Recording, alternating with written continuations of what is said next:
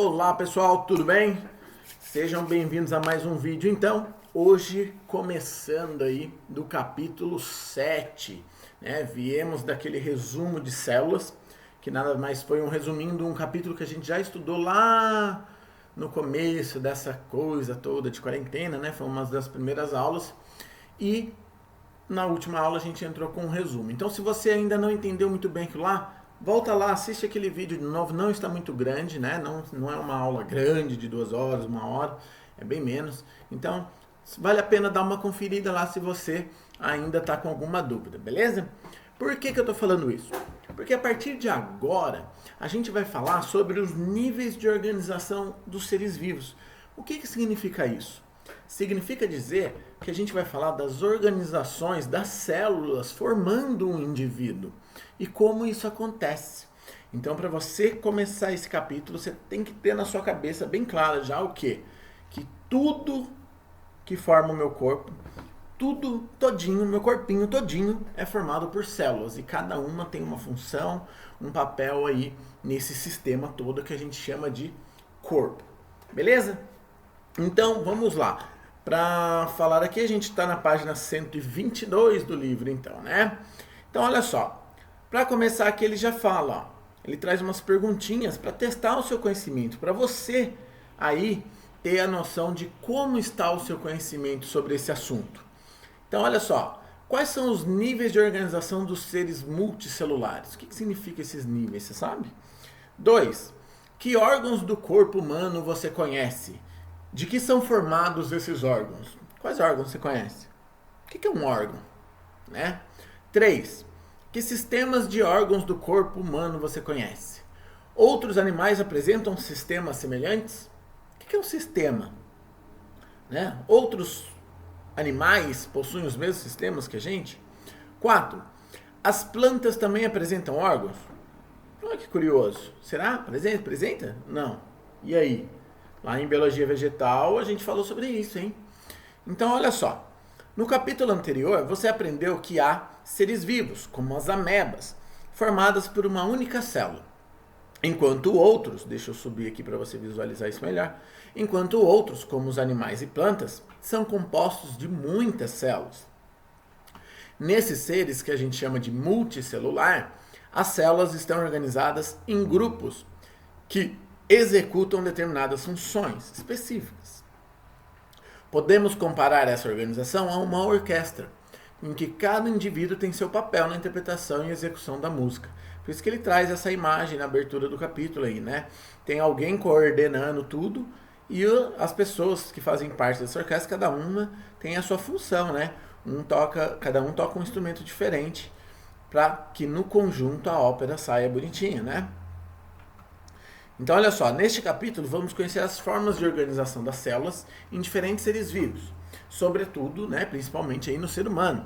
E nos próximos capítulos a gente vai estudar outros sistemas que promovem a interação, então, dos animais com o ambiente. Por exemplo, o sistema nervoso, o sistema sensorial e os sistemas de sustentação e movimentação dos organismos. Beleza? Então, vamos lá, sem mais delongas, vamos ver o que ele tem para falar mesmo aí pra gente, né? Você já pensou como as células, que são tão pequenas, podem fazer, por exemplo, um braço levantar objetos? Você já parou para pensar? Como que as células todas conseguem fazer esse tipo de movimento? Sendo que ela é tão pequenininha, microscópica, né? Poxa, pessoal, é que são várias células. Exatamente. A gente tem que entender como elas funcionam, estando todas elas juntas. Então, olha só. Como vemos no capítulo 10, os nossos músculos, como veremos no capítulo 10, que eu já pensei que, né, a gente nem chegou lá ainda. Como veremos no capítulo 10, nossos músculos são formados por células que podem se contrair, diminuindo no comprimento e movimentando as partes do nosso corpo. Ou seja, ela puxa de onde ela está grudada ali. Você vai entender melhor isso lá na frente, tá bom? Assim, as células musculares, as demais células do organismo multicelulares, formam grupos chamados tecidos. Ou seja, quando eu tenho várias células organizadas juntas, eu tenho o que a gente chama de tecidos. Aqui ó, a palavrinha tecidos, ó. Células formando grupos, a gente chama de tecido. Beleza? Então, Grifa isso aí no seu livro já, não esquece desse detalhe. As células agrupadas em um tecido desempenham funções específicas. Nos animais encontramos, por exemplo, os tecidos musculares, responsáveis pelo movimento do corpo, e os tecidos de sustentação, que formam, entre outras estruturas, os ossos. Ou seja, eu tenho várias células que têm funções muito parecidas. Eles formam um tecido específico, que pode formar inúmeros tecidos diferentes dentro do nosso corpo. Isso que você tem que começar a entender. Um tecido é de revestimento, o outro tecido é de sustentação, o outro tecido é de preencher o espaço de algum lugar. Ou seja, vão ter funções específicas de acordo com cada tipo e onde eles se encontram. Então, olha só. Os tecidos podem agrupar-se e formar um órgão. Ou seja, primeiro nível organizacional é célula, depois tecido, e depois elas podem se agrupar e formar um órgão. Então guarda isso também, hein? Estou marcando aqui no livro para você marcar aí no seu também. Um exemplo de órgão presente na maioria dos animais é o estômago. Então ele vai usar o estômago aqui como exemplo, tá? Que é formado por várias camadas de tecidos. Ou seja, tá vendo? Eu tenho vários tecidos diferentes formando um órgão. Então é célula, conjunto de células, tecidos, conjunto de tecidos formando um órgão com uma função. Bom, vai prestando atenção nisso aí. Então ele, várias camadas de tecidos. Uma delas reveste e protege o estômago por dentro. É o tecido epitelial. O tecido epitelial é encontrado cobrindo a superfície do corpo de muitos animais e o interior de diversos órgãos ocos, como os tubos digestórios e os sistemas respiratórios. Beleza? Então, tecido epitelial geralmente vai se encontrar em qualquer estrutura corporal, praticamente, com a função de cobrir esse órgão, tá bom? É responsável por produzir substâncias que realizam a digestão. A gente vai estudar isso lá quando falar de sistema digestório. Denominadas enzimas digestivas. Outra camada formada pelo tecido conjuntivo, ou seja, agora está trazendo outro tecido aqui, contém os vasos sanguíneos e garante a sustentação do órgão, ou seja, é o que forma o órgão em si, tá bom? É aquela massa que forma o órgão. Esse é o tecido conjuntivo. E uma terceira camada chamada tecido muscular. O tecido muscular é que é capaz de se contrair e relaxar. Ou seja, qualquer coisa no seu corpo que precise se movimentar vai ter músculo de algum tipo. A gente vai estudar os tipos musculares também mais para frente. Tá bom? Então aqui, que é capaz de se contrair e ajudar a misturar os alimentos com as substâncias que realizam a digestão. Então ele trouxe pra gente aí o estômago como exemplo por isso, né? A gente tem um órgão formado por vários tecidos que são conjuntos de células. E ele tem uma função. Qual que é a função aí do caso do estômago? Digerir alimento. Para isso ele precisa se movimentar de alguma forma, para triturar aquele alimento ali junto com os líquidos que estão ali. Então, para isso, ele tem que ter tecido muscular também. Então, olha aqui o exemplo bem bacana que ele tirou aqui, Ele pegou um gatinho, tá vendo o gatinho? Pegou um estômago do gatinho aqui e deu um zoom nessa imagem. Repare que daí aqui eu tô falando o seguinte, essa parte de cima é a parte de dentro do estômago, tá? E a parte mais para baixo é o tecido pro lado de fora. Então, se eu tiver o estômago aqui, onde estão aquelas curvinhas ali, tá pro lado de dentro. E o lado liso, que lá que tá embaixo da imagem, tá pro lado de fora. Beleza? Então, olha só. A gente tem tecido muscular na parte mais externa, que vai ficar em volta desse estômago. Tem o tecido conjuntivo, que é quem faz o papel aqui, é esse trechinho. Não sei se... Onde está a caneta aqui, eu não consigo pôr a canetinha para vocês. Bom, o tecido conjuntivo é justamente aqui, onde está passando as substâncias aqui, tá vendo? O sangue está passando por aqui, por veias e artérias, né? Então, esse é o tecido conjuntivo, de preenchimento. E por último, eu tenho de revestimento, né? Que é o revestimento interno do estômago, que é formado pelo tecido epitelial. Beleza? Então tem os três tecidos formando as camadas, formando um órgão. Então olha só, outro exemplo de órgão é a pele, ou seja, a nossa pele é um órgão, olha que legal. A parte visível da pele humana é formada por um tecido que é chamado epiderme, que é um tipo de tecido epitelial, ou seja, de revestimento. Debaixo dessa epiderme há outro tecido chamado derme, que é um tecido conjuntivo. Estão vendo, pessoal? O de encobrir sempre é o epitelial e o de preencher é sempre o conjuntivo. Além da derme, há outros tipos de tecidos conjuntivos. Por exemplo, o tecido ósseo, que é para formar os ossos, é um tecido conjuntivo, que está presente então nos ossos. E o tecido cartilaginoso, que é resistente e flexível, está presente, por exemplo, na orelha, no nosso nariz, né? Aqui ele fala orelha externa, porque a gente vai estudar as estruturas do ouvido, que a gente chama de orelha externa, orelha interna e orelha média, beleza? E nas vias respiratórias, né? Na traqueia ali e tudo mais, a gente tem várias cartilagens. O sangue que preenche os nossos vasos sanguíneos também pode ser considerado um tecido do tipo conjuntivo. Tá bom? Então a gente está falando aqui de tecidos de revestimento e tecidos de preenchimento. Então, tecido conjuntivo e tecido epitelial. Bacana até aqui, pessoal? Então, vamos seguindo aí. Ó. Aí tem uma garotinha aqui, parece uma garotinha, né? Segurando uma bola. E aqui ele ampliou um pedacinho da pele dela. Então, a gente tem aqui, ó, a epiderme mais externa, né? Onde dá a coloração da nossa pele, onde a gente enxerga a coloração da nossa pele. Então, é a epiderme. A gente tem a parte do meio aqui, ó, que se chama derme, que é tecido conjuntivo. E aqui é onde vai estar as minhas glândulas, meus sensores nervosos, que eu sinto onde eu encosto, que eu sinto frio, que eu sinto tudo. É aqui onde vai nascer o meu pelo, então a base do meu pelo está lá na derme, não está na epiderme, tá bom? É só você prestar atenção aqui na imagem, você vai ver que na epiderme mesmo em si, não tem nenhuma estrutura viva. É formado por um tecido vivo, obviamente, que é a epiderme, mas eu tenho uma camada de células mortas aqui, formando a minha epiderme, né? Tanto que quando eu me corto, sabe quando você corta bem de leve e não sangra? Você pegou só a epiderme. A partir do momento que você se cortou sem querer ali e acabou sangrando, você atingiu a derme, que é onde estão os vasos sanguíneos, tudo bem?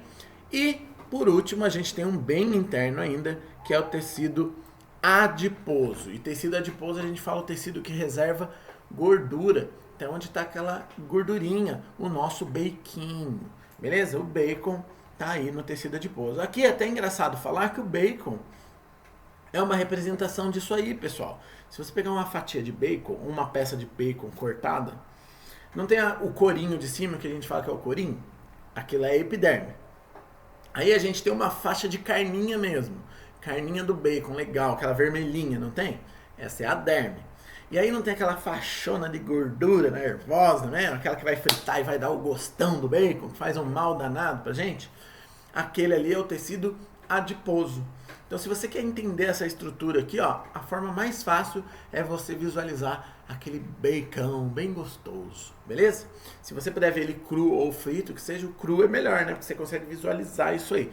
Então fala pra sua mãe aí, ô mãe, mãe! Chama a mãe e fala assim, mãe, tem um bacon aí pra dar uma olhada? Que eu tô aprendendo aqui um negócio numa aula de ciência que eu quero ver um bacon. E depois, se a senhora quiser, pode dar uma fritadinha nele pra gente também. Esse bacon aí, você consegue visualizar essas camadas. Você vai perceber que entre o corinho ali, que seria a epiderme, e a derme, que é a carne, não é bonitinha a divisão. Rola umas faixas de gordura no meio. É o mesmo esquema aqui, tá? Nossa pele não segue esse padrão lindo, maravilhoso, 100%. Tem umas misturas entre os tecidos dérmicos e adiposo em alguns lugares. Tá bom? Então, fácil de entender isso aí com uma parte prática mesmo que a gente consegue visualizar em casa aí. Se não tiver um bacon aí, é uma boa oportunidade de você pedir para os seus pais comprarem e depois aproveita e já dá uma fritadinha nele. Beleza, pessoal? Tô brincando, tá? Mas o bacon é muito bom para visualizar isso aí. Um grupo de órgãos que trabalham em conjunto e de forma harmoniosa em funções semelhantes e específicas constitui um sistema. Ou seja, pessoal, a gente falou de célula, a gente falou que um conjunto de várias células forma um tecido. Se eu pegar esse tecido e organizar ele com outros e dar uma função para ele, que é o caso do estômago, a gente tem um órgão. Se eu tiver mais de um órgão trabalhando em conjunto com outros órgãos, sendo que a função dele é meio que a mesma para todo mundo, não a função do que vai fazer, mas o resultado desse trabalho é um trabalho em conjunto, a gente tem um sistema. Um jeito fácil de entender isso aqui, ó, é o seguinte: o seu estômago faz o quê? Digere o alimento, não digere? Só que para o alimento ir para o estômago, você não tem que mastigar ele, engolir ele. Então tem outros órgãos participando desse processo, não tem? Mas a ideia não é uma só, engolir alimento? Ou seja, eu tenho um sistema, que é o sistema que a gente chama de sistema digestório. A gente vai estudar cada sistema do corpo mais para frente. Aqui é mais um conceito teórico para você entender como que tudo funciona, tá bom? Na maioria dos animais, por exemplo, eu tenho o coração, as artérias e veias, que compõem o que a gente chama de sistema cardiovascular, cardíaco de coração e vascular de corrente aí fechada. Então o sangue circula, né, vascular, por vasos sanguíneos. Então o sistema cardiovascular é formado por esses órgãos e tecidos, beleza? Que impulsiona o sangue e conduz pelo corpo.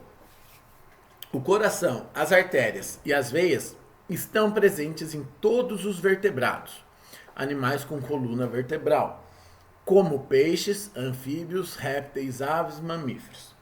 Em muitos invertebrados também, como no caso de minhocas e insetos. As minhocas, pessoal, têm 2 corações a cada segmento dela, então pode ter até uns 32 corações, um negócio assim.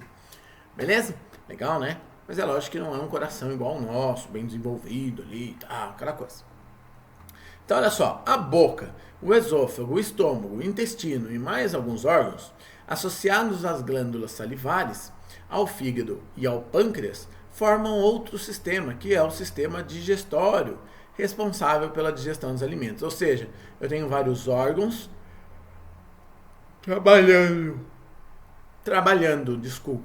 em conjunto para fazer uma função específica. Né? Tem um sistema, então, sistema digestório. Quais são os órgãos?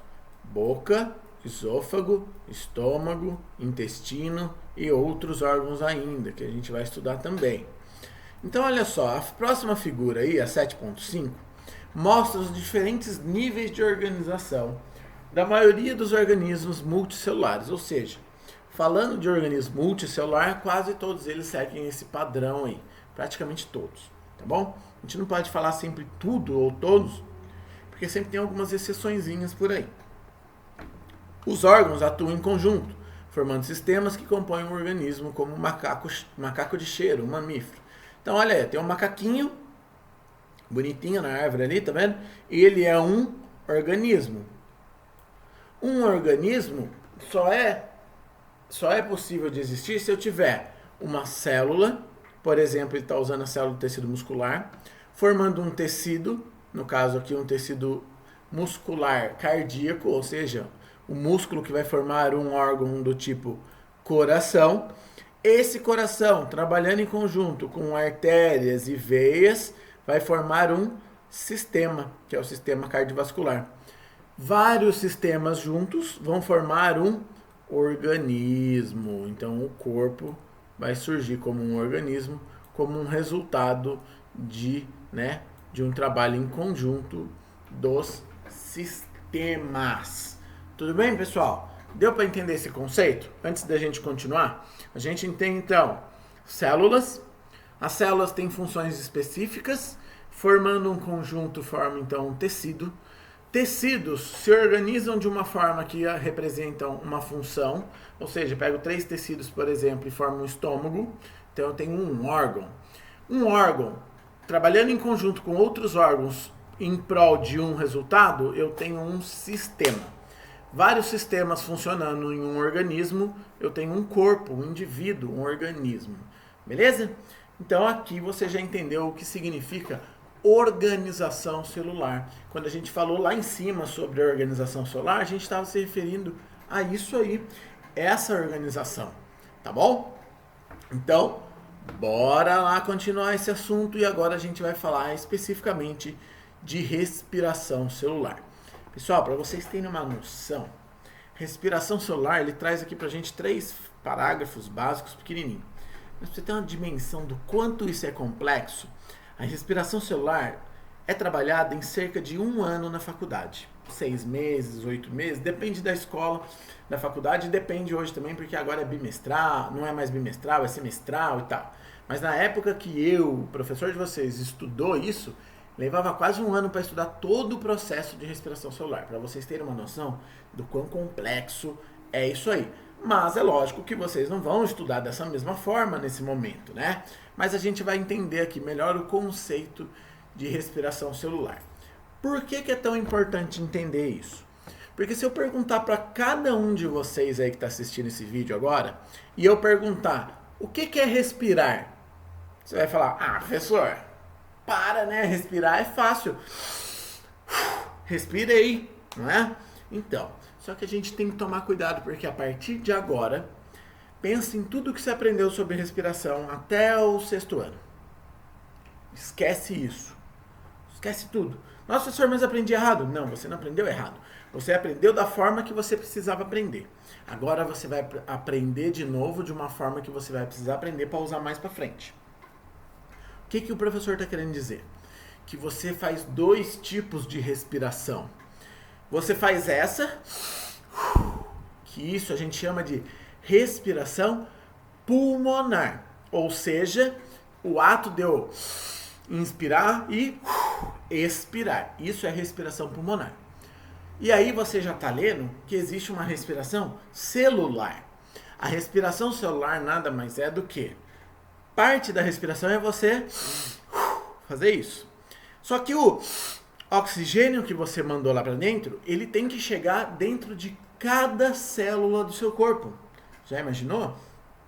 E lá dentro da célula, essa célula vai usar esse oxigênio para gerar energia. Que energia, professor? Energia vital, para ela se manter viva, para ela fazer metabolismo. Nesse conceito, então eu tenho 2 tipos de respiração.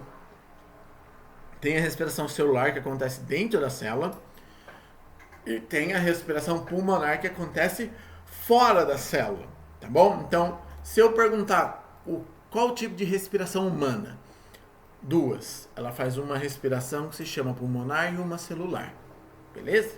Nesse momento é isso que a gente precisa saber. Sabendo disso, você já pensou que precisa da energia dos alimentos para se movimentar e realizar as demais tarefas do dia a dia? As células que formam seus tecidos, órgãos e sistemas precisam de energia para realizar suas funções. Ou seja, para tudo que ela tem que fazer, ela precisa de energia, né? Imagine que a sua célula é um aparelho eletrônico. Para ele trabalhar, você não tem que ligar ele na tomada ou pôr uma bateria, uma pilha. Aqui é a mesma ideia. O processo de obtenção de energia dos alimentos, repare, chama-se respiração celular. Peraí, professor, você falou que respiração é usar o oxigênio. Sim, só que para a célula ela usa o oxigênio justamente para tirar a energia dos alimentos. Então eu tenho que mandar as 2 coisas juntas. Olha que loucura. A gente vai falar disso aí ali embaixo, ó. Então, o qual é realizado a maioria dos seres vivos, como plantas, animais e algumas bactérias e fungos. A respiração celular usa, em geral, a glicose, que é um tipo de açúcar. Ela pode usar também lipídio, que é gordura, ou proteína para fazer essa respiração. Mas, no geral, num sentido natural, a célula faz isso através da glicose, tá bom? Que é um açúcar.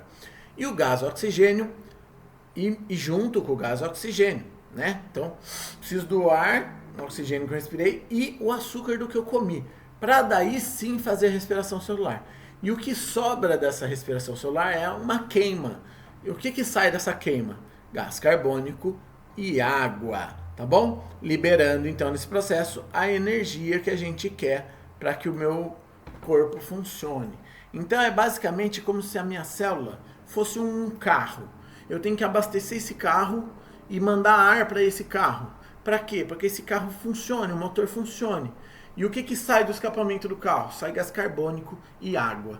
É basicamente isso. Cada célula sua está fazendo esse processo todo momento, queimando. Queimando açúcar e oxigênio. Queimando. E liberando gás carbônico, que queima e tal. É isso aí. É isso que a sua célula faz. Cada uma das suas células do seu corpo faz para se manter viva. Beleza? Sabendo isso, a gente tem aqui um resuminho. Ó. Esse resuminho é o resuminho dessa continha aí. Ó. Glicose mais oxigênio. Essa setinha representa o que seria o igual, liberação de gás carbônico, água e a energia que eu quero. Beleza, pessoal? Então, isso é o que vocês têm que entender de respiração celular a partir desse momento. Tudo bem? Então, agora a gente vai falar das organizações das plantas. Vamos lá. Vamos lá, então. Os níveis de organização das plantas. O vídeo de vocês dá uma picada, né? É que quando eu preciso parar aqui, eu só pauso a gravação e depois retomo, tá? Então, por exemplo, quando eu terminei aqui o respiração celular, eu tive que dar uma paradinha. Daí eu paro e volto. Por isso que o vídeo de vocês pode dar uma picadinha estranha aí. Mas vocês não perderam nada e não tem problema nenhum no seu vídeo, tá? Então vamos lá, continuando então os níveis de organização das plantas agora. A gente já entendeu como se organizam as células formando tecidos e órgãos, né, nos indivíduos animais multicelulares. Tudo bem? Então agora vamos falar um pouquinho aí dos níveis de organização das plantinhas, né? A gente já estudou bastante disso em reino vegetal, mas é óbvio que a gente não vai pular aqui e fingir que isso aqui não existe. Então, aqui vocês vão ver que vocês já vão entender bastante sobre o assunto. As plantas são bem diferentes dos animais, mas elas também apresentam células organizadas, que têm diferentes funções.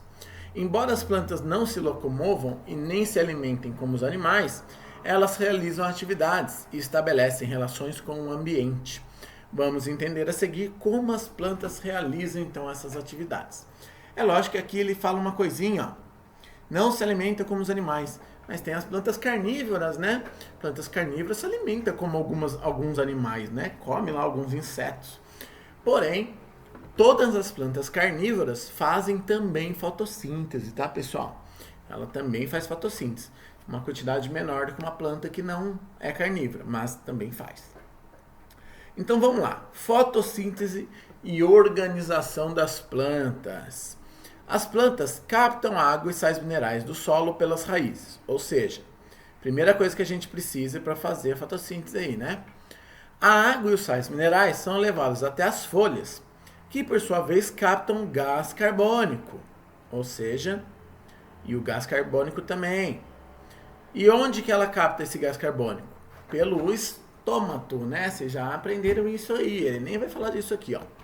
O gás carbônico e a água, então, são utilizados para produzir açúcar por meio de um processo conhecido como fotossíntese. Então, repare, a planta produz açúcar através da fotossíntese. Estes compostos farão parte do corpo da planta e podem ser usados na obtenção de energia. Qual que é o processo que eu faço para obter energia dos alimentos? Respiração celular. Tá vendo aí? O conceito de respiração celular que a gente aprendeu lá? As plantas também fazem respiração celular, o que é diferente de fazer fotossíntese. Fotossíntese é pegar água, sal mineral, gás carbônico, usar o sol para produzir um açúcar, que é uma glicose, que pode ser reservada na forma de amido, não importa. E aí sim isso vai para a célula para fazer uma obtenção aí de energia, beleza? Que é o processo de respiração celular. Aqui ele traz para a gente um conceito de fotossíntese, né? Vem lá do grego, photos, que significa luz, e síntese, que significa produzir. Então, produzir através da luz, fotossíntese significa. Nesse processo, as plantas produzem outro gás, que é o gás oxigênio, olha só que legal, que é lançado no ambiente através dos estômatos, que vocês já aprenderam. Para realizar a transformação do gás carbônico e da água em açúcar e gás oxigênio, a planta utiliza energia da luz do sol, que é capturada por uma substância verde chamada clorofila, que está dentro dos cloroplastos. E esse processo acontece lá nas suas estruturinhas chamadas grânulo e tilacoides, né? Lembra lá? A gente estudou isso em biologia vegetal. Olha como você já está sabendo muita coisa em relação a isso aqui. Então ele tem aqui um resuminho, né? Ó, o gás carbônico chegando, luz do sol chegando, água chegando. Ele não marcou aqui os sais minerais, mas os sais minerais estão junto com a água. Ou seja, tudo isso está chegando, né? Está chegando na folha. E aí a folha vai fazer a fotossíntese e o que sobra dela fica na planta e o gás oxigênio é mandado para fora da planta. Beleza?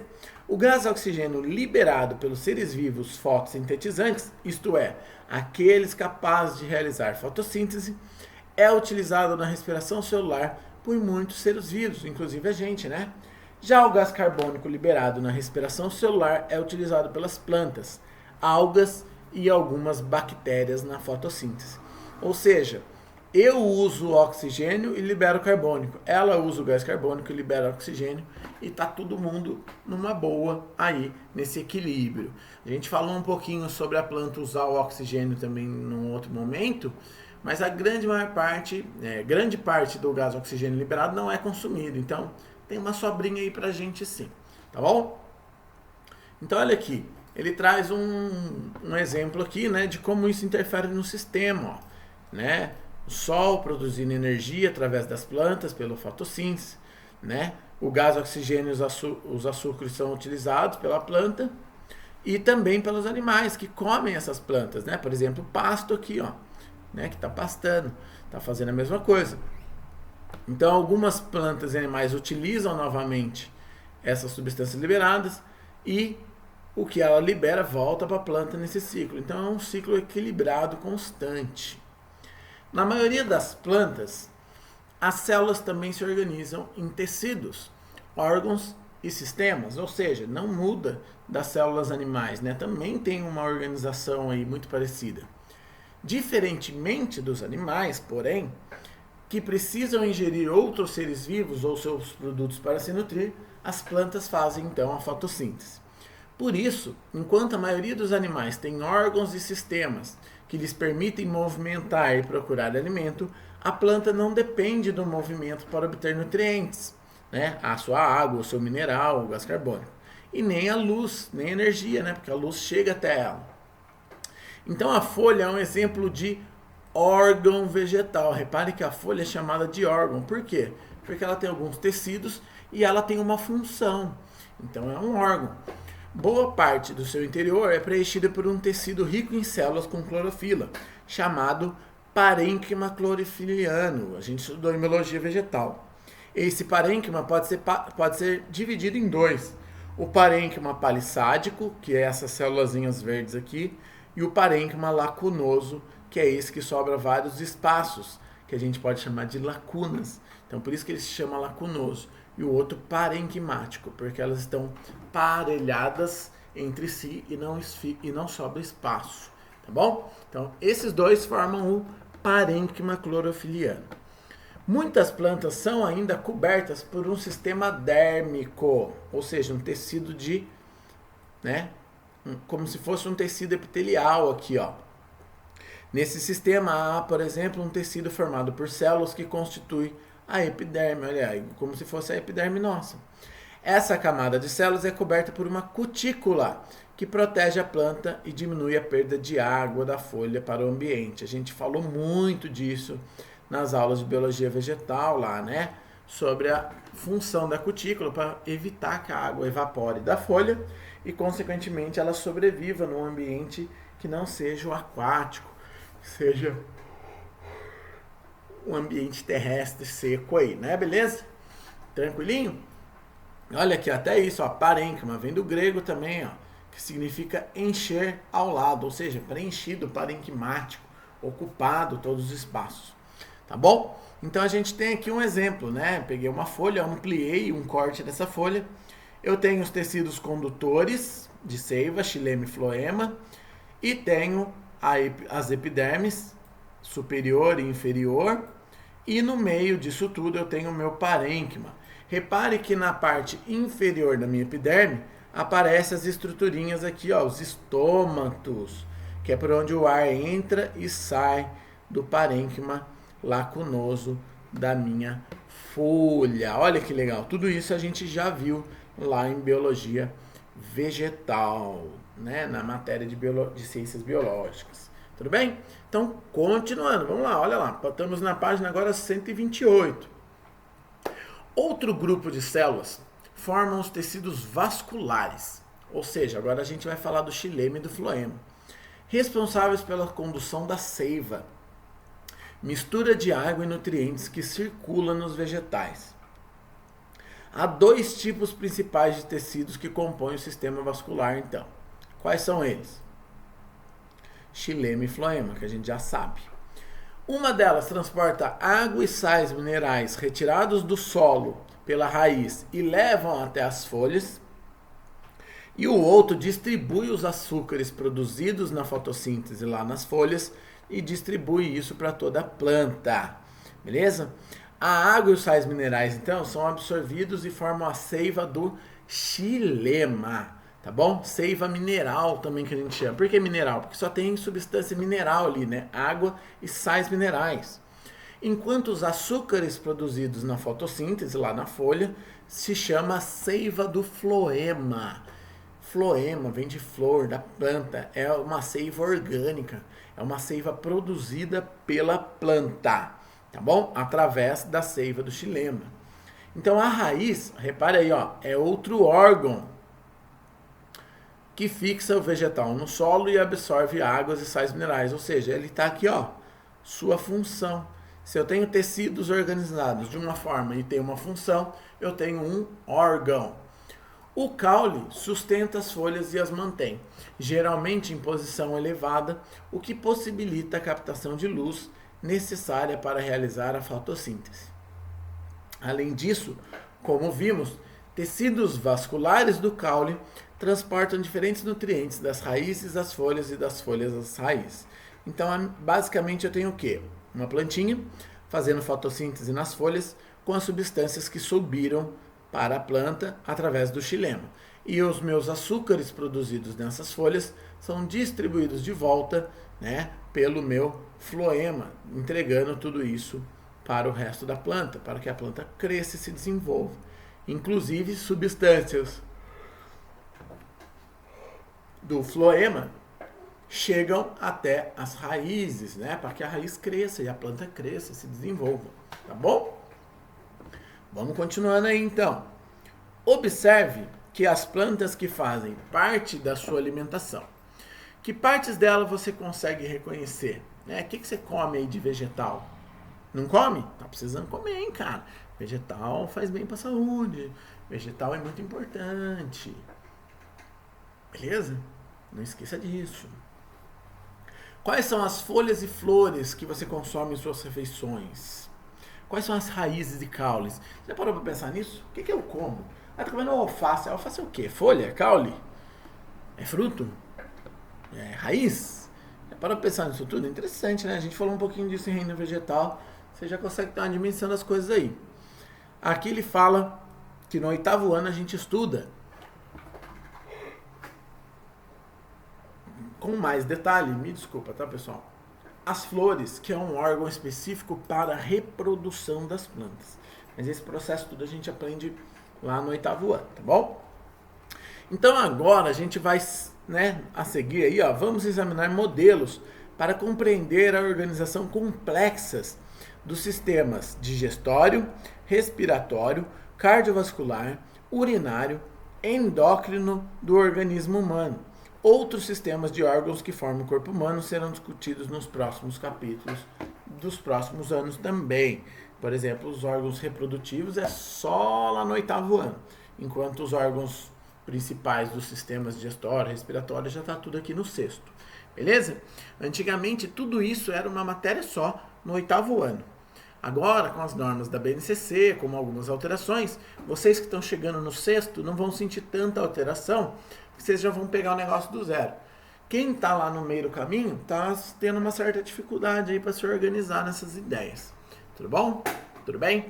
Então, Vamos lá, finalmente então, vamos começar a estudar os sistemas que formam o nosso corpo aí, né? E para isso, o primeiro sistema que a gente vai estudar vai ser o sistema digestório. Outra coisa que eu quero falar para vocês aí, pessoal, antes da gente continuar aqui, o que eu quero explicar para vocês para que lá na frente, caso aconteça, vocês não fiquem perdidos. Esse momento é muito importante. Preste atenção nisso. Avise os seus pais também para entender, porque se os seus pais estão acompanhando as aulas, você vai entender que ele também vai ficar confuso. Então, presta atenção nesse momento, ou melhor, nesse momento. Como eu acabei de falar para vocês, as normas da BNCC alteraram a sequência de matérias que vinham sendo estudadas do ano passado para esse ano. Isso significa que você que entrou no sexto ano começou já do zero. Então, para vocês não vai fazer diferença nenhuma. Para vocês vai ser um padrão novo. Mas você nem sabe que é novo porque você veio do quinto ano. Quem está no sexto, no sétimo, no oitavo e no nono são os que sofreram mais. Porque tem matérias que eles viriam... Por exemplo, quem foi do sétimo para o oitavo, eles iam estudar sistema digestório esse ano. E eles não tiveram essa matéria no sexto. Então, o que o professor fez? Na apostila de biologia deles, tem essa matéria lá, para que eles não fiquem com defasagem. Isso significa que nesse momento em que você assiste essa aula, eu já gravei aulas desses próximos temas para outras turmas. Mas como a matéria é a mesma, eu vou usar esse mesmo material para vocês do sexto ano, se a gente ainda precisar de aulas até a gente chegar nesses próximos tópicos, se a gente precisar. Porque no fim das contas, se der tudo certo, essa quarentena acaba até o fim de julho. Às vezes até lá a gente nem chegou nesse assunto ainda, né? Então pode ser que a gente tenha essas aulas em sala normalmente. Mas se não acontecer da gente ter que continuar toda essa matéria ainda online, essas próximas aulas a gente já tem gravado. Então olha que legal, a gente já tem tudo gravado e aí provavelmente você vai receber esse vídeo. Aí você vai ficar, poxa, o professor falou no meio do vídeo lá um negócio do oitavo ano, mas o vídeo é para mim do sexto. Vai ser só por isso. Mas a informação trabalhada é a mesma. Tanto que eu tirei, inclusive, do mesmo livro as informações. Então não vai ter nada, eu tô no sexto, mas veio coisa do oitavo, meu Deus, eu tô perdido. Não, essa matéria que vocês estão tendo agora, antigamente era no oitavo ano, olha que coisa maluca. Era tudo no oitavo ano, todo o corpo humano ficava no oitavo ano. Agora tá todo picado, né? Dividiram tudo, essas matérias e espalharam nos 4 anos. Tudo bem? Deu para entender isso? Então não se assuste se lá nos próximos vídeos o professor, durante o vídeo, falou, hoje é dia 10 de abril. Aí você fala, nossa, mas a gente tá em junho. Porque se passou alguma informação desse tipo, é porque aquele vídeo já estava gravado lá atrás, sobre o mesmo tema. Tudo bem, pessoal? Então, prestem atenção nisso aí, caso as próximas aulas aconteça isso aí. Tudo bem? Então, olha só. Vamos começar de fato, então, o nosso primeiro sistema aí humano, que é o sistema digestório que a gente vai estudar. Então, olha só. O sistema digestório, pessoal, deixa eu só ver se eu não vou precisar apertar o pause aqui. O sistema digestório é responsável pela digestão dos alimentos e a absorção dos nutrientes. Ou seja, qual é a função dele? Já está aqui. Já te deu a função. Pegar os alimentos e tirar os nutrientes dele. Para quê? Para mandar para a célula, para ela fazer respiração celular. Beleza? Então, já morreu aí. Além dos dentes, que cortam e trituram os alimentos, esse sistema é auxiliado por diversos órgãos que possuem células organizadas na forma de glândulas. Bom, vamos guardando aí as informações novas. Glândula, o que é glândula? Glândula é quando um conjunto de células formam não exatamente um órgão, mas é uma estrutura pequena que tem a responsabilidade de produzir alguma substância. Vai ficar mais fácil na prática a gente entender isso. Ó. Vamos usar, por exemplo, a glândula salivar. Você não saliva? Boca não enche de saliva? Essa saliva sua vem da onde? Vem de uma glândula. Ou seja, eu não tenho um órgão que produz saliva, eu tenho uma glândula que produz uma secreção, que a secreção nesse caso é a saliva. Beleza? Então, já deu para entender essa diferença aí, né? Então, por exemplo, lançam na boca a saliva, né, as glândulas. Líquido responsável por umedecer a comida e iniciar a digestão de determinados alimentos. Esse determinados alimentos, qual é?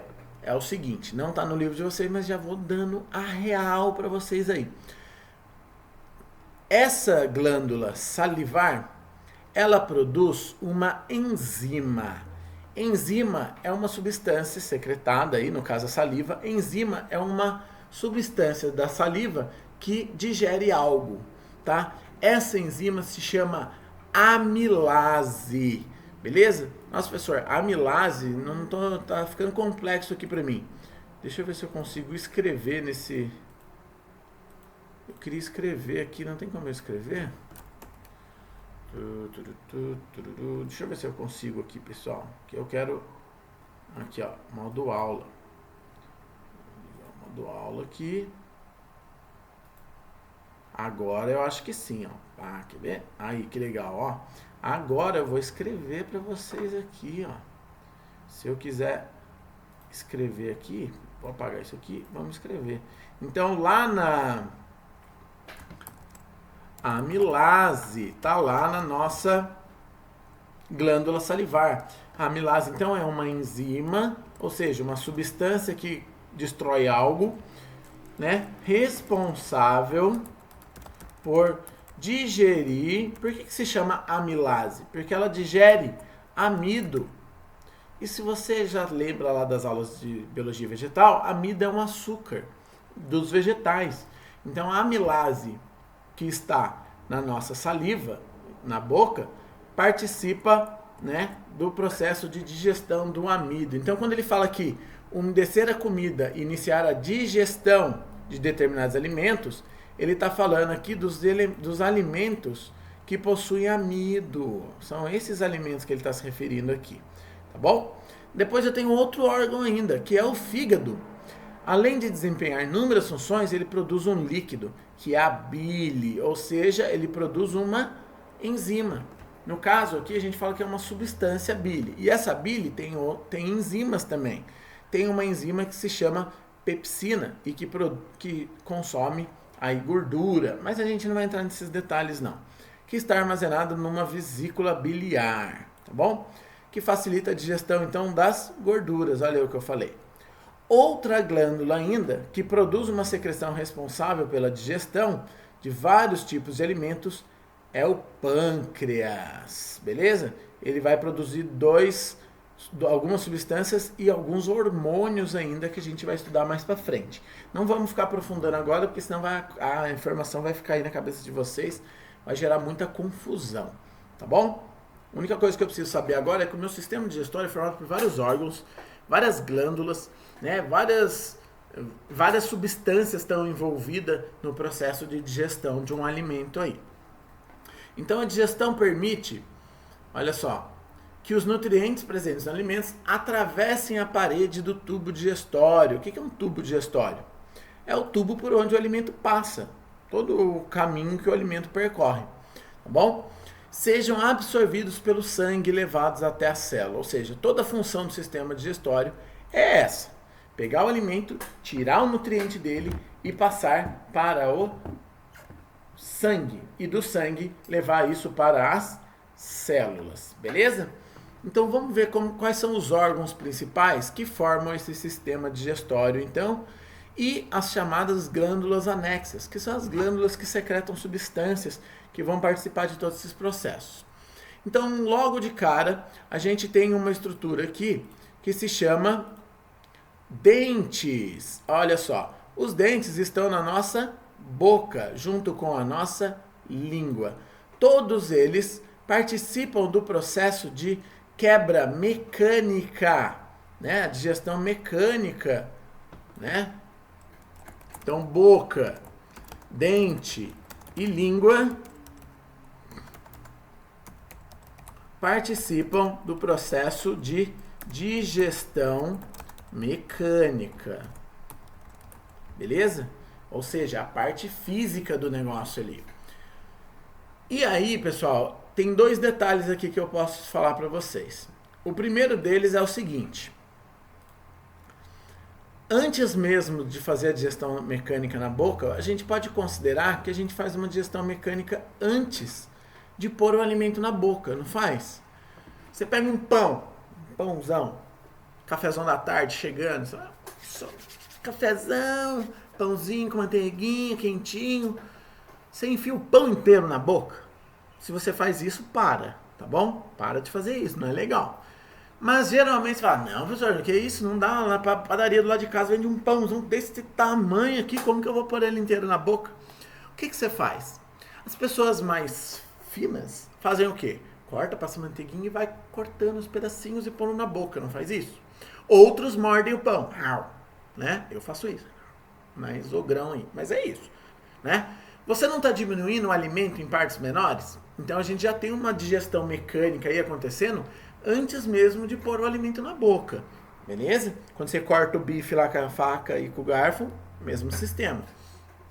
Joguei para dentro, lá eu começo a mastigar. De boca fechada, né? Mastiguei isso, eu estou usando os dentes, a língua ali, tudo, para diminuir mais ainda esse alimento. Só que aí, pessoal, tem um detalhe. Aqui, além da digestão mecânica, a gente já sabe que existe uma estruturinha chamada glândula salivar. E a glândula salivar faz o quê? A gente já sabe que a glândula salivar... A gente já sabe que a glândula salivar produz saliva. E que a saliva possui uma enzima chamada amilase. E a amilase faz a digestão do amido. E essa digestão, pessoal, não é física, ela é química, é uma reação química, são substâncias químicas. Então eu já tenho que guardar isso, tá? Que na boca eu faço dois tipos de digestão. A física, mecânica e a química, através da saliva de alguns alimentos. Beleza? Então, sabendo disso, a gente passa para a próxima estrutura daqui que faz parte, que é a faringe. A faringe, pessoal, a faringe é um órgão que faz parte de dois sistemas ao mesmo tempo. Faz parte do sistema respiratório e do sistema digestório. Por quê? Porque ela vem da narina e vem da boca. Então são dois acessos, faz parte das duas funções, tanto de respirar quanto de comer. Só que quando ela desce, ela tem uma estrutura ali que se chama epiglote, que vai separar para onde vai a substância. Opa, é ar? Manda para o pulmão. Opa, é comida? Manda para o estômago. Ou melhor, manda para o próximo órgão que se chama esôfago. Beleza? Então o esôfago é quem vai transportar o alimento do estômago, da laringe até o meu estômago, que é o próximo órgão. Então, o meu esôfago vai fazer isso, tá bom? Detalhe, como que esse esôfago vai fazer isso? Aqui vale lembrar de um detalhezinho que o livro também eu acho que não trouxe. Você já experimentou, não que deu certo, mas muito provavelmente algum de vocês já deve ter feito isso na vida, ou se não fez, já parou para pensar nisso? Você já parou para pensar que é possível você comer de ponta cabeça? Que coisa doida. É lógico que a chance de você engasgar e passar mal ou até morrer por isso é grande. Então ninguém aconselha você fazer isso. Mas, se você é daqueles que deita no sofá para assistir a Netflix e começa a comer um chocolate, você sabe que dá para comer deitado. E sabe também, por experiência própria ou não, que tem pessoas que comem até de ponta cabeça. Olha que loucura. Isso significa que o esôfago, ele não simplesmente cai ali o alimento e ele desce lá igual um escorregador. Claro que não. O esôfago, ele tem a capacidade de mandar esse alimento lá para baixo, para o estômago. mesmo de ponta cabeça. Então ele empurra o alimento até o estômago. E ele faz isso através de uma movimentação. Ele tem capacidade de se movimentar. E ele se movimenta assim, ó. Imagina que as minhas mãos aqui são as paredes do tubo do esôfago. Então o alimento está passando aqui dentro, ó. Ele faz isso aqui, ó. Abre, o alimento cai, ele vai fazendo isso, o alimento vai descendo e ele vai empurrando o alimento para baixo. Então ele vai fazendo esse movimento, ó, empurrando o alimento para baixo. Empurrando o alimento para baixo. Empurrando o alimento para baixo. O alimento vai descendo de acordo com essa movimentação. Essa movimentação do esôfago tem um nome, se chama movimento peristáltico. Beleza? Então, esse cara aqui, movimento peristáltico, tem um acento no A, por isso que ele deu errado aqui. Esse movimento peristáltico é o movimento do esôfago, é o movimento que o esôfago faz para empurrar o alimento sentido estômago, tá bom? Então, depois disso tudo, aqui eu já estou falando de uma massa, né, daquilo que eu mastiguei, misturei com a saliva, isso aí tá descendo. Descendo ou subindo, se eu tiver de ponta cabeça, chega até o meu estômago. Opa! Chega até o meu estômago, beleza? O estômago é um órgãozinho que está situado aqui, ó. É essa bolinha mais laranja aqui da tela. O estômago, ele tem um tamanho bem pequeno, bem reduzido, pessoal. Ele recebe esse alimento aqui, esse alimento vai enchendo essa bolsinha. Quando o alimento chega no estômago, o estômago tem uns receptores ali que falam, opa, chegou o alimento, tá na hora de produzir ácido para digerir esse alimento todo aí. Para isso, pessoal, a gente tem um muco que a gente chama de revestimento, ou seja, a gente tem uma substância que reveste o estômago por dentro, que protege ele desse ácido. Para quê? Para que o ácido não corroa o estômago, né? Olha que louco. Então, é isso aí. O alimento cai no estômago e ele começa a gerar ali um ácido, né, para consumir esse alimento que chegou até ali, tá bom? Aí a gente tem a ação do fígado e da vesícula biliar e do pâncreas, todas essas três, para secretar substâncias que vão ajudar no processo de digestão que está acontecendo ali no estômago, né? Vai liberar a bile que a gente viu do fígado, né, que vai vir lá da vesícula biliar, vai vir algumas substâncias e hormônios do pâncreas para regular açúcar e aquela coisa toda, a gente vai estudar um pouco mais para frente, sistema endócrino. Tudo isso aí vai ajudar o estômago a digerir aquela massa que está lá dentro do estômago, beleza? Tudo isso aí, ou seja, pensa que tudo que você comeu está ali sendo destruído e misturado, está uma maçaracona ali, uma maçona uniforme ali agora que já misturou tudo e já dissolveu tudo que dava para dissolver. É como se eu pegasse todos os alimentos que eu quero comer, jogasse dentro de um liquidificador, colocasse um pouco de ácido para derreter ele e batesse tudo. Vai ficar uma mistura como se fosse uma mistura de bolo ali, né? Bem uniforme, com uma estrutura só.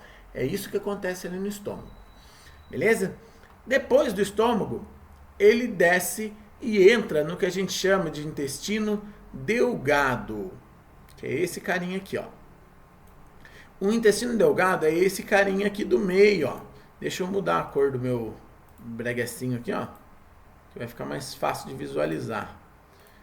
O intestino delgado é esse cara aqui, ó. Nossa, mas esse negocinho aqui tá pouco visível, né? Se eu aumentar a espessura dele, talvez fique melhor. Nossa senhora, é muito, né? Meu Jesus. O intestino delgado, então, pessoal, acho que já deu para entender no fim das contas, né? O professor tá aqui fazendo essa loucura aqui, mas já deu para entender, eu acho. O intestino delgado é esse carinha aqui de dentro, ó, tá bom? E ele é cheio de curvas, tá vendo? Todo cheio de curva, todo enrolado ali, né? Você já consegue ver ali, todo cheio de curva, aquela bagunça toda, uma bagunça organizada, né? Igual o guarda-roupa da gente às vezes. Essa várias curvas aí tem uma função específica. É aqui no intestino delgado que os nutrientes do alimento vão de fato chegar no sangue. É aqui que vai pegar o nutriente do alimento e transferir para o sangue. Então aqui valeu saber dois detalhes. Primeiro, essa área é extremamente vascularizada, ou seja, cheia de vasos sanguíneos, né, que vão transportar os nutrientes, e tem esse monte de curva para quê? Para que eu aumente o tamanho desse órgão. Porque se ele fosse só um tubo reto, não tem espaço suficiente para colocar um tubo reto de 20 metros ali dentro. Tem. Mas e se eu pegar esse tubo e enrolar todo ele? Aí eu consigo compactar ele, não consigo?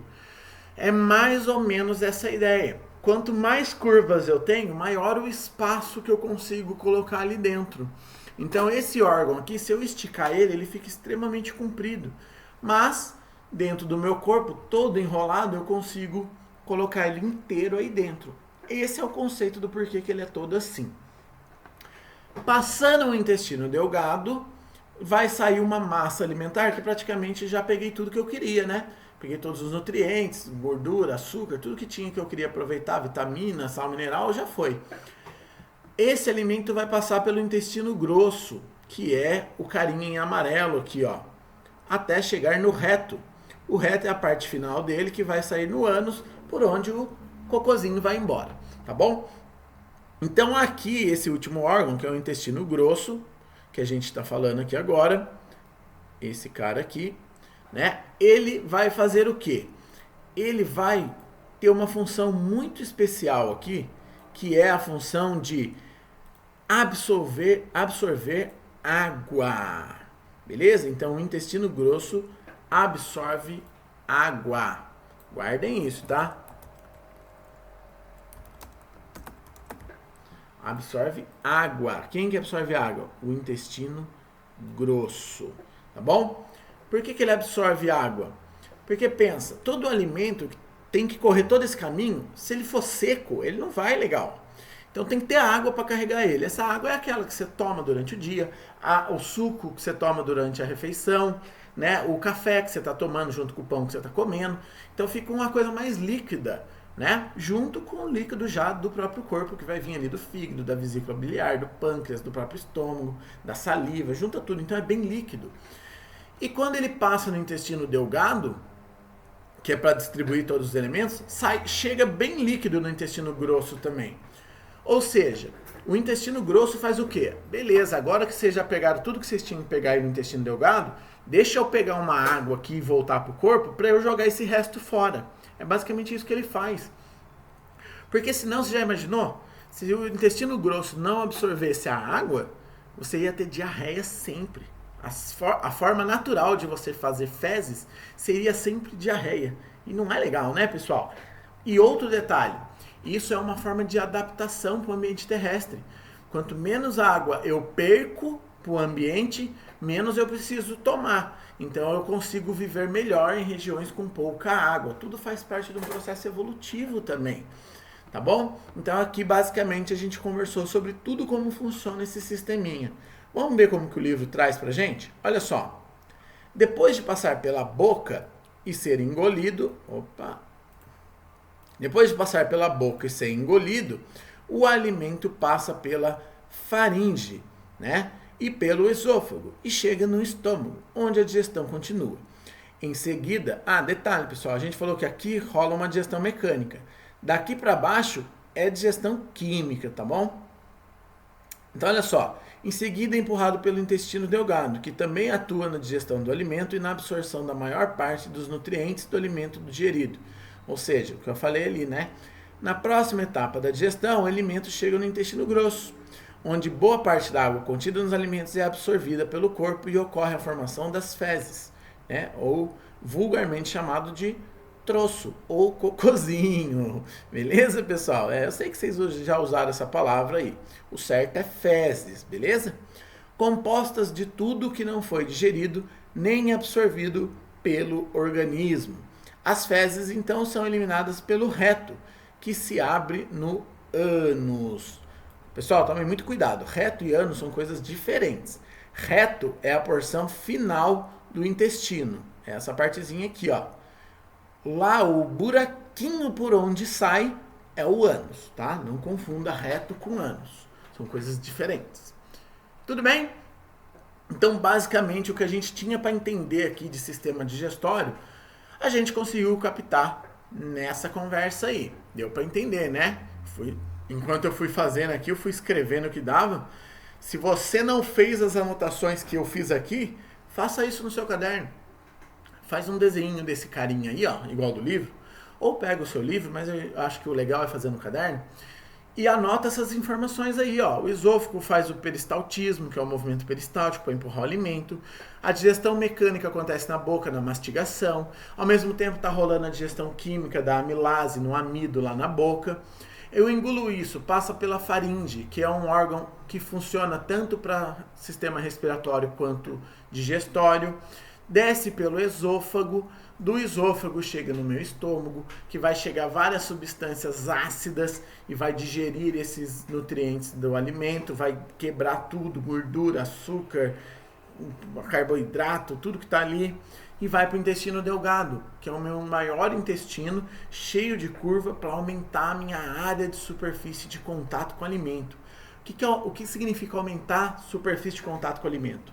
Significa aumentar o maior tempo de contato com ele para eu retirar todos os nutrientes que eu quero dali, né? Então é nesse sentido aí. Depois disso, toda essa massa que está correndo aí vai para onde? Para o intestino grosso, que é o meu intestino que vai tirar a água que restou desse negócio aí tudo e jogar o resto fora. Ó, não quero mais daqui. O que eu tinha que aproveitar, já aproveitei. Pode ir embora o restante. E aí vai sair o cocôzinho lá na hora que a gente vai no banheiro. Beleza? Então o sistema digestório tá finalizado aí. Vamos para o próximo sistema, então, que é o nosso sistema respiratório. Ou seja, como que esse ar que a gente inspira chega até as nossas células. Vamos lá? Vamos lá então. Continuando então, pessoal, sistema respiratório agora. Eu estava olhando aqui, vocês viram que eu apertei um pause e voltei, eu estava reparando que o próximo é sistema cardiovascular e eu já tenho essas aulas gravadas. Então vamos ver até onde vai esse tema e o nosso tempo, que aí eu mando o restante das matérias nos outros vídeos que eu tinha mencionado agora há pouco. Então já vai ficar uma sequência de vídeo aí pronta, tá bom? Então vamos lá, sistema respiratório então. Vimos que nossas células e de que muitos organismos utilizam o gás oxigênio para obter energia por meio do que a gente chama de respiração celular. Até aí, sem novidade agora pra gente, né? A gente já tá sabendo disso aí. Nos seres humanos e em muitos outros animais, o sistema respiratório é responsável pela obtenção do gás oxigênio do ambiente, ou seja, para que serve o sistema respiratório? Função dele. Função do sistema respiratório, professor, é a captação do oxigênio para a respiração celular. Isso aí. Do qual será usado, então, na respiração celular. Também é esse sistema que elimina do corpo o gás carbônico, que foi produzido justamente pela respiração celular. Então acompanhem com o auxílio da figura aí, a 7.11, que é a figura de baixo, a descrição do caminho que o ar percorre no sistema respiratório humano. Então olha só, pessoal. A gente tem a cavidade nasal. Aqui eu vou fazer igual o sistema digestório. A gente vai falando e você já vai anotando aí, tá? Cavidade nasal. Quantas narinas a gente tem? 2. Quantas cavidades nasais nós temos? Começam-se com 2, mas temos basicamente uma só. Tá? Porque elas se juntam lá dentro, beleza? Aí, pessoal, tem uma coisa importante. Primeiro, funções da cavidade nasal. Primeiro, a gente tem pelos na entrada para filtrar o ar que entra. Então, guarda isso. Segunda coisa, temos na cavidade nasal uma boa quantidade de muco e ela é uma caixa lá dentro, né? Um espaço. Para quê? O ar passar ali dentro e ele se umedecer e aquecer. Então o ar tem que entrar. Independente de como ele entra, a hora que eu inspiro, ele passa por ali e ele fica úmido e quente. Para depois ele continuar o caminho dele. para ele chegar no pulmão mais úmido e mais quente possível. Então a cavidade nasal tem dois papéis importantes aí. Filtrar o ar que entra e umedecer esse ar e esquentar ele. Detalhe que, você tem pelo na boca? Você não tem pelo dentro da boca, né? Se tiver, vamos dar uma olhada nisso aí, cara, porque não é pra ter, não. Mas você tem pelo no nariz, por mais fininho que seja. Você tem. Ou seja, é melhor eu respirar por onde? Pelo nariz, né? Por isso que a gente tem que respirar pelo nariz e soltar pela boca. Não respirar pela boca e soltar pelo nariz, tá? Então, nesse momento você tá aí assim, né?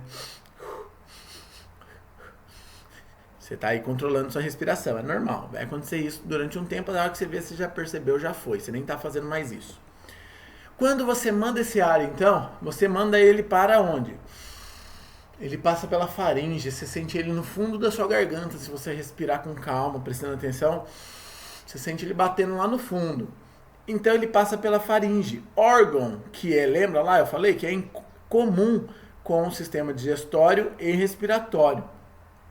Só que aqui, ao invés da faringe direcionar esse ar para o esôfago, que era do sistema digestório, eu vou direcioná-lo para laringe, que é a parte do sistema respiratório. Então são dois tubos descendo ali, né? Um é a laringe e o outro é o esôfago. Não confunda. Esôfago vai para o estômago. Laringe vai para o pulmão. Tome cuidado com isso. Aqui ele trouxe a epiglote, ó. A epiglote é aquela que eu falei lá quando a gente falou do sistema digestório. Ela abre e fecha para você respirar e comer. Então ela oscila entre uma e outra. E é por isso que você não consegue comer respirando. Você já tentou ou você já parou para pensar nisso? Você consegue engolir e respirar ao mesmo tempo? Não consegue. Não consegue, Moisés. Não consegue. Por que você não consegue? Porque a epiglote só faz uma coisa de cada vez. Ela é igual o homem. Ela não consegue fazer duas coisas ao mesmo tempo. Ela só faz uma de cada vez. Faz isso, depois faz aquilo. Faz isso, depois faz aquilo. Se ela tentar fazer as duas, ela vai parar no meio do caminho. Se ela parar no meio do caminho, ou vai comida para o pulmão, ou vai ar para o estômago. E nada disso é bom. E aí o que vai acontecer? Você pode engasgar. E se você não conseguir tirar esse alimento que te engasgou, você pode morrer, cara. Olha que negócio sério que é essa epiglote. Carinha tão simples ali, tem um papel tão importante, né? A epiglote é quem controla. Opa, você sai, você vai para lá. Você vai para lá agora. Ar, vai pro pulmão. Ar, comida, vai pro estômago. Ar, vai pro pulmão. Comida, vai pro estômago. Beleza? O ar passa por esse caminho todo, então, e chega na traqueia, que é um órgão que tem uma divisão dupla aqui, ó. Por que ele divide em dois? Porque eu tenho dois pulmões. Então vem uma traqueia que faz assim, ó. E divide em dois pulmões. Beleza? E aí essa traqueia, ela tem terminações que são chamadas de brônquios. É como se fosse... Imagina que a traqueia é uma árvore. Um tronco da árvore. Imagina que aquele monte de galho agora são os brônquios. Então é basicamente esse mesmo tipo de ramificação. Vem uma coisa só, divide em dois e depois divide num monte de galho. Então é a traqueia, que seria o tronco, daí divide em duas, que divide em vários galhos, que são vários brônquios, tá bom? Os brônquios se dividem em galinhos mais fininhos ainda, menores ainda, que são chamados de bronquíolos. Então vem traqueia, depois vem brônquios e depois os bronquíolos. E aqui ele ampliou ainda essa imagem aqui, ó. Tá vendo essa imagem ampliada? Essa imagem ampliada mostra a porção final do bronquíolo. Ou seja, na ponta desse bronquíolo a gente tem uma estrutura chamada alvéolo. Essa estrutura é muito importante, pessoal. Cada bolinha dessa é um alvéolo, tá bom? Então eu tenho vários alvéolos juntos ali, estão vendo? O alvéolo é onde o ar vai chegar por último. É a última parte que o ar chega. Quando ele chega ali, ele vai se transferir pela membrana desse alvéolo e vai chegar na corrente sanguínea. Por quê? Porque nesse alvéolo tá cheio de vasos sanguíneos ali. Tá vendo? Ó? Os vasos sanguíneos estão sendo representados aqui, ó. Então eu tenho vários vasos sanguíneos cobrindo esse alvéolo. É ali que o oxigênio passa para o sangue e o gás carbônico do sangue passa para o alvéolo. Então eu mando oxigênio, mandei oxigênio para todo mundo. Expirei e joguei o carbono fora. Mandei oxigênio para todo mundo. Joguei gás carbônico fora. Enchi meu bronco. Esvaziei meu bronco. Enchi meu bronquíolo, meus alvéolos. Esvaziei eles. É isso aí constantemente. Fica intercalando. Enche de oxigênio, joga o CO2. Enche o oxigênio, joga o CO2. Enche o oxigênio, joga o CO2. Enche o oxigênio, CO2. Beleza? E isso acontece aonde? Em toda a estrutura, mas a difusão, que é a mistura desse ar com o sangue mesmo, acontece apenas nos alvéolos pulmonares. Tudo bem, pessoal? Então a gente tem aqui, ó, 2 pulmões responsáveis por fazer esse processo todo, tá? E esses pulmões, pessoal, aqui entra um conceito meio complexo. Esses 2 pulmões, eles não são músculos. Então ele não tem a capacidade dele mesmo, sozinho, se encher e se esvaziar. Se encher e esvaziar. Ele não consegue fazer isso sozinho. Quem faz isso para ele é um músculo chamado diafragma. Beleza? E ele está representado aqui embaixo, ó. O diafragma é esse músculo embaixo dos pulmões aqui, ó. Todo mundo tem um diafragma aqui dentro, tá? Você não consegue sentir, você não consegue ver, mas você tem esse músculo aí, tá bom? O que esse músculo faz? Pessoal, essa altura do campeonato, vocês já aprenderam nos capítulos lá no começo do livro, né? Vocês aprenderam sobre a atmosfera, vocês aprenderam pressão atmosférica, não aprenderam? Então vocês aprenderam que quando eu tiro o ar de alguma coisa, a pressão atmosférica dali é menor e a pressão atmosférica do ambiente é maior e exerce pressão sobre o lugar ali ou sobre o espaço. O ar tende a ocupar aquele espaço. Vocês já estão cansados de saber isso, que vocês aprenderam e fizeram atividade lá do capítulo de atmosfera. Então pensa no seguinte, eu tenho a pressão atmosférica em volta do corpo. Deixa eu apagar tudo isso aqui, que agora eu vou fazer umas observações aqui. Então eu tenho aqui pressão atmosférica sendo executada pelo lado de fora do corpo. Não tem? Tem pressão atmosférica lá, do lado de fora do corpo, que está querendo ocupar o espaço de dentro do pulmão. Esse ar está querendo chegar aqui dentro, né? Está querendo chegar aqui. Afinal de contas, é esse espaço aqui que está vazio e que tem acesso ao lado externo do corpo aqui, não é? Ó. Ou seja, quando eu estou relaxado, eu estou vazio. Quando eu faço a força de inspirar, esse diafragma desce. Esse diafragma faz um movimento para baixo e ele se contrai para baixo. Quando ele se contrai para baixo, o que acontece? Eu puxo o ar de fora, né? A pressão do ar atmosférico ocupa o espaço que eu quero do pulmão. Então, eu aumentei o tamanho do meu pulmão, diminuiu a pressão lá dentro, a pressão de fora entra lá para dentro. Quando eu relaxo,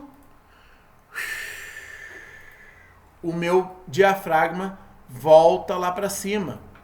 Quando ele volta para cima, ele aperta o pulmão, então aumenta a pressão lá dentro, essa pressão tende a sair. Então, quando o meu diafragma relaxa, o ar sai. E quando o meu diafragma se contrai para baixo, ele aumenta o pulmão, diminui a pressão e o ar entra. Então, eu tenho o ar entrando e saindo dos pulmões por causa da contração ou relaxamento do diafragma. Como que isso acontece? Acontece pela diferença de pressão atmosférica dentro e fora do corpo humano. Assim, quando você pega uma bexiga e aperta ela. Você aperta a bexiga, você executa a pressão, o ar sai. Se você solta, o ar entra. Essa é a ideia aqui. É uma bombinha de encher pneu. É basicamente a mesma coisa o funcionamento da entrada e saída do ar através do diafragma. Beleza, pessoal? Então, Dá para entender isso aí, né? Se você ficou com dúvida ainda, volta o vídeo, assiste de novo. Se ainda assim persistir a sua dúvida, chega mais no nosso plantãozinho que a gente tira essas dúvidas aí, tá bom? Então, segue aí esse conceito de entrada e saída do ar através do diafragma. Vamos ler como que o livro traz isso pra gente? Olha só, no livro ele fala assim então: o ar entra no corpo pelo nariz, chega à faringe e depois atinge a laringe, beleza? Em seguida, o ar passa pela traqueia, pelos brônquios e chega nos bronquíolos. Aqui ele traz duas observações, ó. Na laringe, encontram-se as pregas vocais ou cordas vocais. Ah, legal, uma coisa que eu esqueci de falar. É aqui na laringe, nesse pedacinho aqui, ó, que se encontram as nossas cordas vocais. Ou seja, tudo que a gente fala, esse som que eu estou emitindo agora, é porque eu consigo vibrar ela de formas diferentes de acordo com o ar que sai do meu pulmão. Por isso que eu tenho que respirar para conseguir falar, né? Porque se eu não tiver ar para sair do pulmão, eu não consigo falar. É a passagem do ar vibrando essas cordas vocais que emitem sons. É como se minha corda vocal fosse um violão. E quem toca essas cordas é o ar e emite o som pela minha caixa vocal. Por isso que a voz de uma pessoa para outra também muda. Além do tamanho da corda, o tamanho do pulmão, qual a frequência do ar sair por esse pulmão, tem a caixa, que a gente chama de caixa vocal, que é o espaço da minha caixa bucal, da minha cavidade nasal. Todo esse espaço e a forma como eu manipulo a minha mandíbula emite sons diferentes. É por isso que eu consigo mudar o tom de voz, falar mais grosso, ou falar mais fino. Essas coisas são possíveis porque eu consigo modificar a estrutura bucal na hora de falar. Tem até aquela pessoa, aquela turminha que faz beatbox, né? Os putz lá com a boca. Então, ela consegue fazer porque ela consegue manipular tudo isso. Beleza? Já a faringe serve para a passagem tanto do ar quanto do alimento, ou seja, aquilo que a gente estava falando, dele participar tanto do sistema digestório quanto do respiratório. Tá legal? E aí a gente vai então continuar lendo essa parte aqui. Dos bronquíolos, o ar é conduzido até os alvéolos pulmonares. O ar que chega aos alvéolos contém gás oxigênio, que eu respirei da atmosfera, né? E é absorvido pelo corpo e vai para o sangue, através dos vasos sanguíneos que estão ali, né? Que a gente falou. Aqui, ó. E envolve os alvéolos, que é rico em gás carbônico. Ou seja, chega gás carbônico e vem... Chega aqui, né, do pulmão o gás oxigenado e chega do corpo aqui o gás cheio de gás carbônico, né? O sangue cheio de gás carbônico, tá bom? E ali a gente vai fazer essa troca gasosa, então. O ar que entra nos pulmões e sai deles por meio da contração de um músculo chamado diafragma, como a gente já falou. E dos músculos intercostais, porque tem músculo entre as costelas, né? Também. Esses músculos também fazem essa função além do diafragma, tá? Esse processo é chamado de ventilação pulmonar. Repare aqui, pessoal, o mais importante agora, o momento de fazer isso não se chama respiração, se chama ventilação pulmonar. Lembra que eu falei lá de respiração celular? Mas você pode chamar essa ventilação pulmonar de respiração pulmonar também. Mas o certo, o legal você já ir pegando é ventilação pulmonar. Bacana? Então olha aqui, ó, aqui ele vai trazer pra gente as duas situações, ó, para você entender melhor esse complexo mecanismo aí, ó. Repare que aqui a gente está falando de inspiração, ó. Inspiração. Para eu inspirar, o meu diafragma tem que, ó, descer, contrair, para o ar entrar aqui, ó. E a minha caixa torácica também tem que expandir, né? Tem que aumentar. A caixa torácica tem que esticar. E o meu diafragma tem que descer. Ou seja, tudo para aumentar o espaço aqui dentro. E aí o ar entra. Quando eu quero que o ar saia, eu volto todo mundo no lugar e empurro esse ar para fora. Beleza? Então, na expiração agora, eu tenho minha caixa torácica diminuindo e tenho o meu diafragma também subindo. Então, são esses dois processos. O ar entrar e o ar sair. Processo chamado ventilação pulmonar. Bacana, pessoal. Aqui tem uma curiosidade histórica que a gente pode colocar aqui, que ajuda a assimilar essa matéria aqui. Você já deve ter ouvido falar de um cara, de um homenzinho não, um homem, muito importante, principalmente no nosso conceito histórico e religioso. Um cara chamado Jesus Cristo. Ele é um pouquinho famoso, talvez você conheça. Jesus Cristo, a gente sabe que ele morreu de uma forma muito violenta, né? Para a época até, que era ser crucificado. Então o que significava? Né? Não só Jesus Cristo morreu assim, mas várias outras pessoas da época morreram assim, né? Era uma forma de penalizar alguém. Como que era feito? O cara era colocado numa cruz, né? Isso significa ser crucificado. Ele era amarrado, preso lá, ou até colocado com algumas estacas, enfim, isso não importa agora. E era crucificado lá numa posição de braços abertos, né? E com o corpo meio pendurado nessa cruz. Pessoal, se você fizer um teste de 1 minuto, 2 aí, você pode fazer. Estica bem o braço, com a força que você puder para esticar, para ficar com o peito bem aberto. E fica em pé, esticando assim o seu corpo. E tenta ficar respirando. Vê quanto tempo você aguenta ficar nessa posição. Você vai perceber que cansa ficar nessa posição com o peito aberto. Não só por causa de manter o braço levantado, mas manter o peito aberto é cansativo. Gasta-se muita energia para isso. E além disso, você tem aí o diafragma que está sendo esticado quando você faz isso.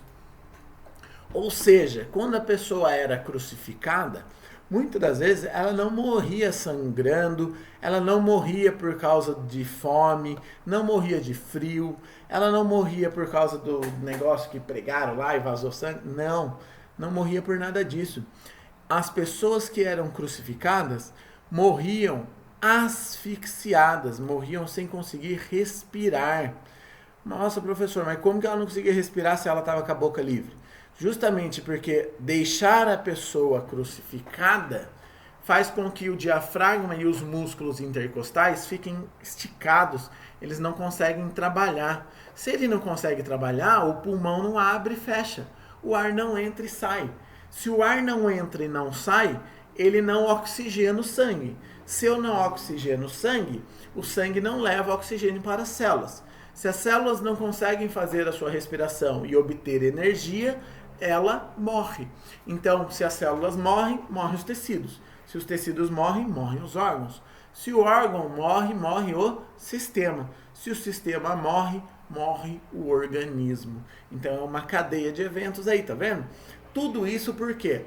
Porque eu não consegui deixar os músculos intercostais e o diafragma trabalhar. Então, a pessoa morre sem conseguir respirar, morre asfixiada por crucificação. Beleza, pessoal? Então agora você já entende até como que funciona a crucificação. Por que a pessoa morre crucificada? Você já aprendeu aqui agora estudando o sistema respiratório.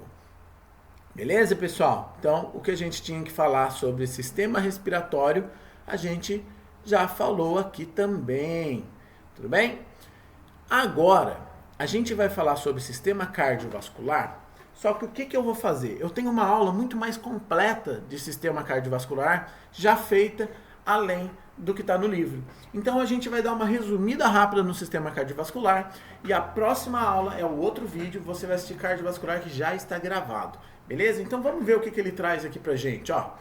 O coração, os vasos sanguíneos e o sangue formam então o que a gente chama de sistema cardiovascular. Ou sistema circulatório, é a mesma coisa, tá? Cardiovascular é mais legal, é mais técnico e é melhor para você não esquecer quem são os caras que fazem parte desse sistema. Então, olha só, eu tenho um corpo, todos nós somos um corpo, temos uma estrutura principal que é responsável por bombear o sangue, que é o meu coração, região central ali. Professor, mas eu sempre ouvi que o coração fica mais do lado esquerdo, eu acho mais bonitinho. Você vai entender no outro vídeo por que a gente fala que o coração fica mais para o lado esquerdo. Tem uma questão de posicionamento e tem a ver também que é a questão do bombeamento sanguíneo, tá bom? Mas morfologicamente ele está no meio, tá bom? E no meio aonde? dentro, entre os dois pulmões. O pulmão está abraçando ele ali, ele está dentro, entre os dois pulmões. Legal? Então eu tenho veias e artérias espalhadas para todo o corpo saindo desse coração. Vale lembrar aqui um conceito de que tudo que é azul é sangue venoso. É uma representação universal que a gente faz, ó. Tudo que é azul é sangue venoso. Tudo que está em vermelho é sangue arterial. Tá representado pelo vermelhinho aqui, ó. Tá vendo? Aqui também tem, ó, vermelho e azul. Tá vendo que tá tudo em azul ou vermelho? Professor, mas e aí? Você tá falando sangue venoso, sangue arterial. Para mim tudo é sangue. Eu ainda não tô entendendo isso aí. Calma lá, jovem. Sangue venoso é o sangue que a gente chama de rico em gás carbônico. É o sangue que está voltando da respiração celular, cheio de gás carbônico para mandar embora do pulmão. O sangue vermelhinho é o sangue rico em oxigênio. É o sangue arterial. É o sangue que está carregando o oxigênio que veio do pulmão e vai distribuir isso para todo o corpo. Tá bom? Então essa representação azul em vermelho está mostrando o sentido que o sangue está indo. Vermelho, o sangue está indo do coração para o corpo, e azul está voltando do corpo para o coração, para depois ir para o pulmão. E você vai entender como isso funciona. Aqui, ó, a gente tem essa explicação de forma básica, mas eu não vou entrar em detalhe aqui, porque no outro vídeo você vai ver isso aqui explicado direitinho, ó, esse movimento aqui. Então, olha só. O coração é um órgão dividido em 4 câmaras, é uma coisa que a gente tem que saber, tem 4 partes, tá? Chama-se átrio direito. Deixa eu marcar aqui pra gente. Ó. Eu tenho uma cor que... um amarelo aqui, eu acho que dá. A gente tem o átrio direito, temos o ventrículo direito, temos o átrio esquerdo e o ventrículo esquerdo, ou seja, 4 câmaras. É câmaras com A, não é câmera, tá, pessoal? Câmera é câmera fotográfica. Câmara é espaço. Lembra lá Harry Potter e a câmara secreta? O espaço secreto. Câmara. 2 átrios e 2 ventrículos, então. Esquerdo e direito, superior e inferior. E seu tecido muscular se contrai e impulsiona o sangue para todo o corpo. Ou seja, o coração é um músculo que está batendo, pum, pum, pum, pum, pum, pum, e jogando sangue para o corpo. Através das suas artérias e veias. Ou seja, é um sisteminha fechado ali onde o sangue corre, tá bom? Em seu trajeto, o sangue ejetado do coração segue pelas artérias. Então, tudo que sai do coração é artéria. Tudo que chega no coração é veia. E essa circulação sanguínea do corpo a gente chama de circulação sistêmica. Esse é o nome que a gente dá para essa circulação. Quando vem e vai do corpo, professor, mas você não falou ainda do pulmão. Ou seja, quando o sangue chega pobre em oxigênio, ele tem que ser bombeado para o pulmão. E do pulmão voltar para o coração para ser bombeado para o corpo, cheio de oxigênio. É uma circulação que a gente chama de circulação pulmonar. Então, o nosso coração faz 2 circulações. Uma curtinha para o pulmão e uma longa para todo o corpo. Então, circulação sistêmica do corpo, do todo o sistema, e circulação pulmonar, que é só para o pulmão. Essas 2 circulações fazem parte do sistema circulatório. Olha que legal! E aí, ele vem trazendo aqui o último detalhe dos capilares. A gente tem veias e artérias, e ele não tem que chegar em todo lugar do corpo. Então, quando ele fica bem fininho, pequenininho, e chega em cada célula, ele não se chama veia e artéria mais. Ele se chama capilar, porque ele é bem fininho, bem pequenininho, quase como um capilar. O que é um capilar? É um fio de cabelo. Então, as veias e artérias, quando elas ficam bem finas, elas são chamadas também de capilares. Olha que bacana. Então agora você já entendeu o básico. Pode ver que aqui ele já vai partir para o estudo do sangue. E aí eu vou mandar para vocês então a videoaula que explica só o sistema cardiovascular de uma forma bem detalhada, para que isso fique na sua cabecinha aí e não saia daí nunca mais. E você seja uma pessoa muito inteligente quando se trata de sistema cardiovascular e os demais sistemas. Beleza, pessoal? Então, esse vídeo a gente finaliza por aqui, na página 131. As próximas aulas vocês vão ver de vídeos que já foram gravados. e que estão aí seguindo a ordem do livro aqui, tá bom? Vai estar seguindo a ordem do livro, mas eu posso mencionar nos vídeos lá que, na apostila e tal. Por quê? Porque esse vídeo foi gravado da mesma matéria na apostila do 7º e 8º ano, como eu já mencionei para vocês, né? Naquelas normas da BNCC, aquela coisa toda. Tá bom, pessoal? Então, bons estudos para vocês. Qualquer dúvida, volta o vídeo. Se continuar essa dúvida, vem no plantão, vem com a gente, que é sucesso. Bons estudos para vocês, pessoal. Até mais!